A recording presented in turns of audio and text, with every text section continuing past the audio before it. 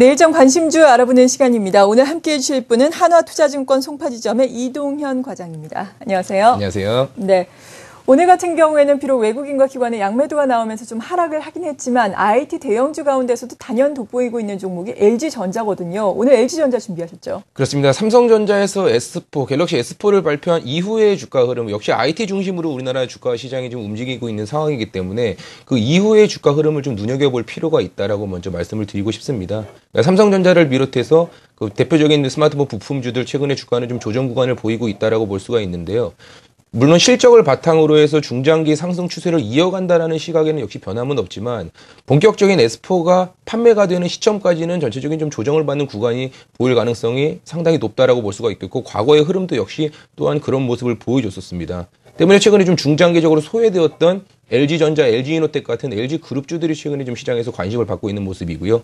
2월 이후에 한 달 동안 기관 매수가 계속 좀 지속적으로 들어오고 있고 최근에 외수도 좀 매수 전환을 하는 모습을 보여주면서 그동안 좀 주가의 발목을 잡았던 핸드폰 사업부, 휴대폰 사업부가 정상 궤도로 올라갈 것이라는 기대감이 반영되면서 올해 주가도 한 단계 좀 레벨업할 수 있는 종목이 바로 이 LG전자라고 볼 수가 있겠습니다. 네, 그렇죠. 핸드폰, 특히나 스마트폰과 관련해서 대응이 상당히 늦어지면서 LG전자가 이것과 관련해서 고전을 면치 못했습니다. 삼성전자 같은 경우에는 갤럭시 S4까지 발표를 하면서 상당히 선전을 하고 있고요. 애플도 아이폰 우리가 이야기를 안 할 수가 없는데 LG전자도 최근에는 상당히 노력을 많이 하고 있고 좀 실적으로도 연결이 되는 분위기인가요? 어떻습니까? 그렇습니다. LG전자의 휴대폰 사업부가 2011년도에는 적자가 3천억 원 수준, 그리고 작년에 이익이 500억 수준밖에 나지가 않았습니다. 네. LG전자 주가가 그동안 소외를 받을 수밖에 없는 이유라고 볼 수가 있겠고요.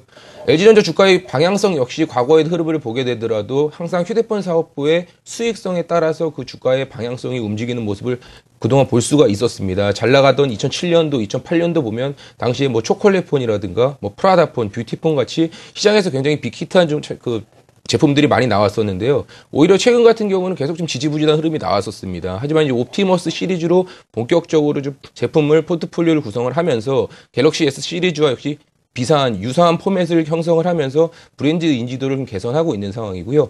올해 5천억 원 이상의 이익을 낼 것으로 시장에서 예상을 하고 있습니다. 영업이익률 기준으로도 작년도 0.5%에 비해서 올해 3% 이상 어느 정도 정상 궤도로 올라설 가능성이 높기 때문에 네. 그런 부분은 LG전자의 투자 포인트 중 가장 큰 부분이라고 볼 수가 있겠습니다. 네, 옵티머스 시리즈의 선정과 함께 다시 한번 이 휴대전화 부문이 사업성이 개선이 되면서 실적 역시 큰 폭으로 오를 것이다. 정상 궤도에 다시금 진입을 할 것이다. 라고 말씀해 주셨습니다. 하지만 LG전자의 휴대전화 사업 부문을 보자면은 뭐 그래도 삼성전자라든지 애플보다는 약간 뒤떨어지는 게 객관적으로 보자면 사실 아닙니까?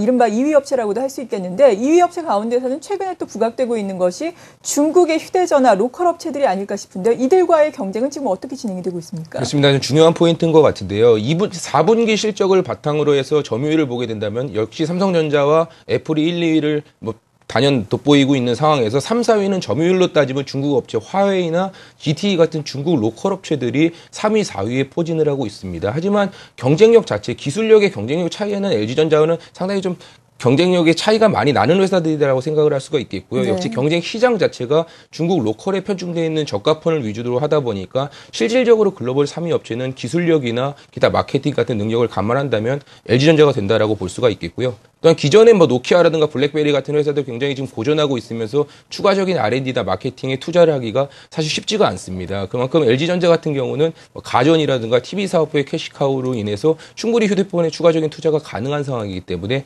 다른 업체에 비해서 올해는 현격하게 좀 괜찮은 흐름을 보여줄 가능성이 높은 종목이 바로 LG전자라고 볼 수가 있겠습니다. 네, 그러니까 중국의 로컬 업체 같은 경우에는 로우엔드 휴대전화를 만든다라고 본다면은 LG전자 같은 경우에는 하이엔드 쪽에 집중을 해 있고 그리고 여러 가전 부문이 있기 때문에 비교할 만한 대상은 안 된다라고 평가를 해주셨어요.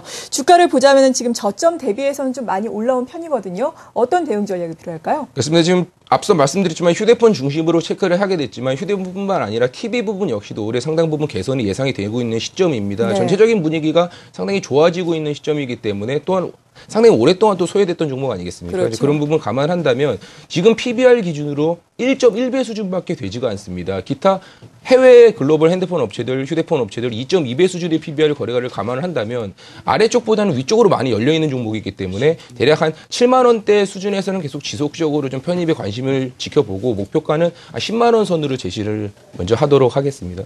네, 지금보다 약간 조정이 오는 7만 원대에서 접근이 가능하다라고 말씀을 해주셨고요. 목표가는 10만 원까지 제시를 해주셨습니다. LG전자에 대해서 도움 말씀 들어봤고요. 두 번째 종목은 덕산 하이메탈 준비하셨네요. 그렇습니다. 갤럭시 S4 발표 이후의 흐름을 계속 좀 유심히 보자라고 말씀을 드렸는데요. 네. 최근에 좋은 흐름 나오는 업종 바로 아몰레드 업종입니다. 작년에 투자자들 상당히 많이 고생시켰던 업종이지만 올해 호재거리가 상당히 많기 때문에 앞서 스마트폰 부품주들이 조정 구간에서 다시 한번 좀 부각될 수 있는 업종이 바로 이 아몰레드 관련 업종이다라고 볼 수가 있겠습니다.